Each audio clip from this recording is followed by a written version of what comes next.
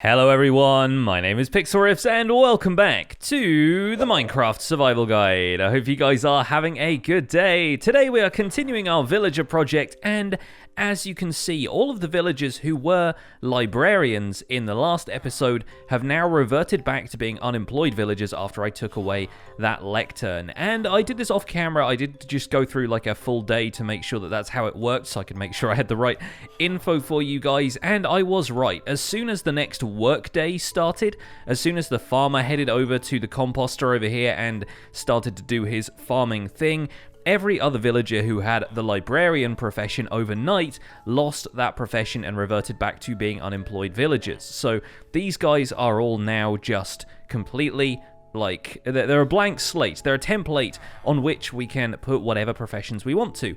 And I'm going to start out by doing a little bit of shenanigans with a lectern, because once the librarians convert, as with the farmer the other day, their trades will end up being slightly different. So until we trade with them and lock in that profession, it's actually going to be possible to completely, change up the trades each time and see what we get. Now let's see what this guy over here is looking like for his trades. Let's see what we've got. Okay, more bookshelves, very good. One more librarian over here from the swamp village. Oh, looting one. Okay, that's something that could be worth having for a single emerald and a book, but right now I think we're going to go for something else. Let's try one more time and get, the last villager converts into a librarian. And it looks like it's just bookshelves for you as well. So now the workday has started, and there is only one lectern, but the rest of these guys are keeping their profession until I remove that. And then instantly, as you can see, they all revert back into unemployed villagers. And so now we can start that whole cycle again. A sweeping edge book for 19 emeralds. That's not terrible considering how much I actually needed sweeping edge after I lost it. But let's try re-rolling that one more time. And it seems to be picking the villager who's going to be a librarian at random. But you'll notice as soon as the lectern gets placed down, they actually try and wander over to it, and much like the farmer the other day, you will find that they don't stray too far away from their work site. So, Fortune 3 for 7 emeralds, that actually sounds like quite a good deal. That is probably a worthwhile trade to have. So we're going to keep you as a librarian for the moment. Ladies and gentlemen, we have ourselves a librarian swamp villager. So much like the former librarians that you found in versions before this, they've got a white robe overlay, which is kind of cool. It makes them very distinguishable as a librarian, this kind of like toga effect looking thing over one shoulder. They've also got a book on their head and reading glasses, so it's nice and easy to pick them out from any other villagers that might be around. Let's see if we can do some trading with you, my friend, because I've got a bunch of sugarcane over here that I can convert into paper, and that librarian is now going to be sticking around the lectern. If you have some bookshelves in the vicinity, they will also end up inspecting the bookshelves, which doesn't really do anything for the bookshelves, but it is just part of their behavior that means they won't just stick around the lectern the entire time. Okay, so we've got a little bit of paper, and looks like this guy is already ready to trade. Fantastic. Now let's take a look in the villager trading GUI now, because a couple of things have changed. For a start, we have this list of trades on the left-hand side that's automatically going to put as much of the trading item in there as possible so that you can get as many emeralds as you can with a single click. But also you will notice that this bar at the top here is filled up, and while we take the paper in and out of there, you'll notice that that disappears and reappears. That is the amount of experience that the librarian will gain from this trade. Now let me see if it's, it is the same regardless. So one trade is going to fill that up with a green bar, and that is how far away this librarian is from getting to the next level. And it's basically like them leveling up in much the same way that the player does. So one more trade there, one more there, and one more there, and the librarian is part of the way to becoming an apprentice. There are now 5 levels of villager profession, starting with novice, which is what all of the villager professions start out at, going up to apprentice, then journeyman, then expert, and finally master. And with each of these levels increasing, the gem on their belts will actually change color, going from stone at the beginning when they're a novice to iron, gold, emerald, and finally diamond when they become a master. So you'll automatically be able to tell which villagers you've traded with before by the color of this kind of stone that they have, this little badge kind of thing down here. I've been calling it a gem. I don't really know quite what to call it, but I think gem works for the time being. So once I gather a little bit more sugarcane and make this paper trade a couple more times, we should see this librarian leveling up. There we go. He's upgraded to apprentice, and now he is trading books for emeralds, and he is trading a knockback 2 book for a single emerald. Wow. The discount is really quite something. Thank goodness we cured all of these guys. Now I've traded enough paper with him that we've locked his first paper trade, and you'll notice that this is slightly different now than it was in previous versions, because previously all you would need to do to unlock a locked trade would be to trade a bunch of other stuff, and every time their trades refreshed, it kind of refreshed everything down the list. Now, this works slightly differently, and villagers actually restock their trades a couple of times per day. So this normally happens when the work cycle is happening, so unfortunately it looks like we won't get a restock until tomorrow, but when they are working at their work site, which is through the majority of the day, we're into the meeting period of the day right now, that's when you'll find them restocking their trades. So with this new trading system, you won't be able to just mass trade in the same way anymore, or you'll be able to do it, but it will require having multiple villagers and waiting for them to restock, rather than trading with the same villager over and over again and just using the other trades to unlock the ones you want. But it looks like nighttime is upon us, so I'm going to get some sleep, and we'll see what we can do with the other villagers' professions later today. Good morning! We're starting off our day with the morning mingle. Everyone's just kind of chilling right now before they go to work, and you'll notice that our apprentice librarian now has an iron badge on his belt instead of being a stone one. You'll also find that when villagers have adopted a profession beyond the novice level, once they are an apprentice, once you've leveled them up enough, they will actually keep this profession even if their workstation is taken away. So if I remove this lectern right now, where before we would see these other villagers losing their profession, this guy's going to keep it, because once you've done enough trading with them, they are kind of locked into that profession permanently, to prevent players from exploiting this too heavily and just re-rolling the entire set of trades every time they were done. And I guess now that our potato crop has grown nice and healthy, we could probably do the same thing with Capulet the farmer. So as we saw in the previous episode, farmer villagers can start off with a variety of different trades now. It's not just a set order of trades that it was before. Like previously you could trade wheat, potatoes and carrots right out of the gate. Now the only trades we have unlocked are potatoes and beetroot, but you could also re-roll a farmer to get a bread trade or to trade wheat for emeralds or a variety of other things. And I've helped this guy farm this area a little bit by growing up the potatoes around here, and he has replanted all of this stuff himself. All I did was hoe the area around here and turn it into viable farmland. He is actually harvesting the potatoes. So crop farms are not completely lost. They might be a little bit slower than they used to be, but with a fully grown field, it seems like this guy is doing his work the way he wants to. And here is a fun fact. When you hear the village workstation make a sound, for example, when the farmer comes up to this and you hear that composter sound, it's not because he's used the composter. That's actually the signal that he's refreshed his trades. The same goes for the librarian over here, and if you hear a page turn when he's now near a lectern, that actually signifies that he's refreshed his trades. And you'll see that once again, we can trade for some emeralds for paper, which is fantastic. It's great to see that there is actually a signal that they've come to refresh their trades, and you'll notice that the more trading of paper we have done, the more he has decreased the value of paper. So we're actually getting a better reputation with the village because we're trading so much with them. That's actually decreased the price for this guy's paper trade. Hasn't done anything to Capulet's potato trade yet, but he's farming the potatoes himself, so maybe not quite yet. But let's fortune a bunch of these and watch him replant them, and we can also sell a few more to him directly. There we go, Capulet is now a fully fledged novice, which means he should probably update himself. There we go, to an apprentice, and we've got an apple trade and a pumpkin pie trade. 4 pumpkin pie for an emerald is pretty reasonable, actually,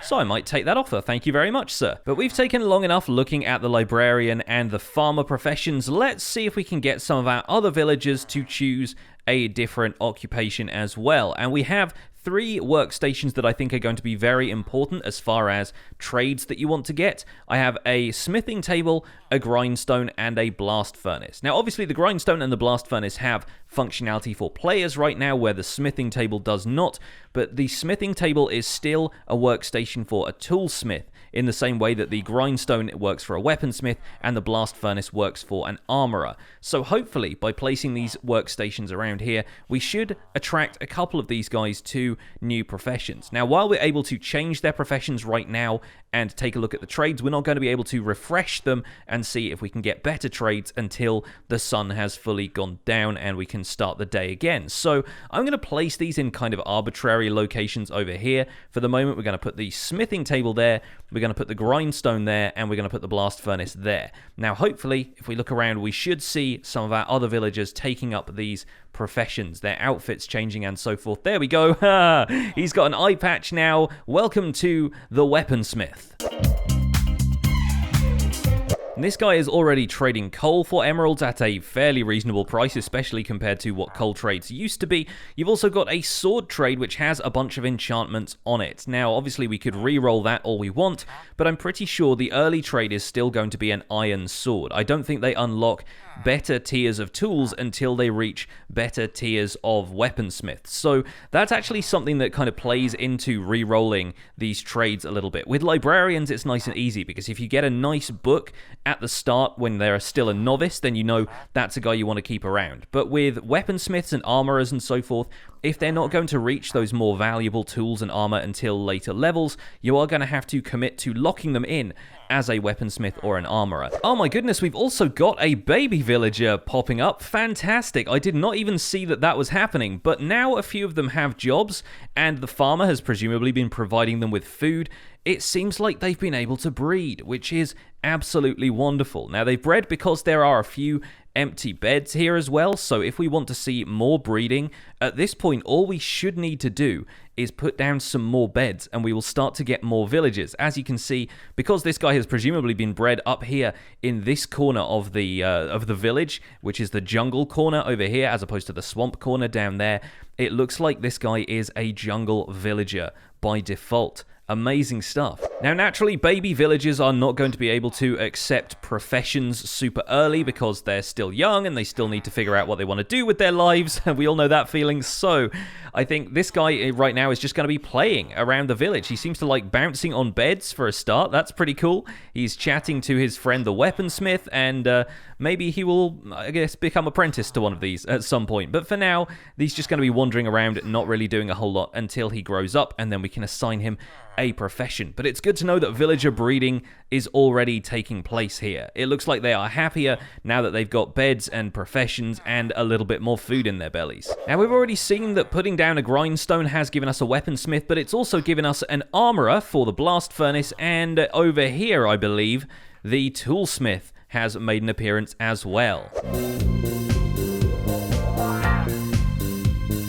So Montague is currently a novice toolsmith, meaning that he will have some pretty basic trades. In fact, stone tools have never been traded by villagers before, so it's really quite interesting to see those trades pop up. And as I mentioned before, if they're all going to start with relatively basic tools like that, it's going to mean committing them to the vocation of being an armorer or a toolsmith for the foreseeable future, because you want to trade with them a couple of times to make sure they get to those good trades. But there you go, he's refreshed his trades if he didn't need to already, because we haven't really traded with him, but these guys are now hanging around their individual workstations. You'll notice, as with the farmer and as with the librarian, they'll walk maybe 4 or 5 blocks away and then they'll always come back to it. So you can guarantee that at a certain time of day, these villagers are going to be gathering around their workstation sites, making sure they can refresh their trades for anybody who wants to trade with them.